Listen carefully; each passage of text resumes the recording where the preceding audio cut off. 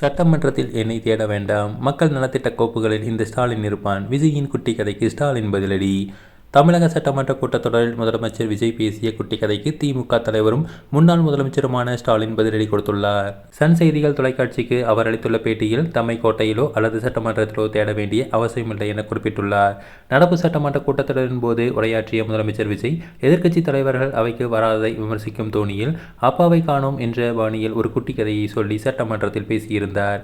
இதுவும் அரசியல் வட்டாரத்தில் பெரும் விவாதத்தை கிளப்பியது.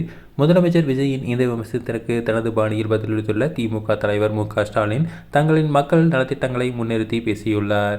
சட்டமன்றத்தில் என்னை நீங்கள் தேடாதீர்கள், நான் ஏற்கனவே தமிழ்நாட்டு மக்கள் ஒவ்வொருவரின் மனதிலும் ஆழமாக பதிந்திருக்கிறேன் என தெரிவித்துள்ளார். மேலும் முந்தைய திமுக ஆட்சி காலத்தில் கொண்டு வரப்பட்ட வரலாற்று சிறப்புமிக்க திட்டங்கள் அவர் பட்டியலிட்டு காட்டமாக பேசியுள்ளார். தலைமைச் செயலக கோட்டையில் என்னை நீங்கள் பார்க்க வேண்டும் என்று நினைத்தால் அங்குள்ள கோப்புகளை எடுத்து பாருங்கள். குறிப்பாக தமிழகத்தில் பெண்கள் வாழ்வாதாரத்தை உயர்த்திய கலைஞர் மகளிர் உரிமை தொகை திட்டத்தின் கோப்புகளை பாருங்கள். அதேபோல ஏழை எளிய மக்களுக்காக கொண்டு வரப்பட்ட பல்வேறு நலத்திட்டங்கள் கோப்புகளை பாருங்கள். அந்த ஒவ்வொரு கோப்பிலும் மக்கள் பணியிலும் இந்த ஸ்டாலின் கண்டிப்பாக இருப்பான் என கம்பீரமாக தெரிவித்துள்ளார்.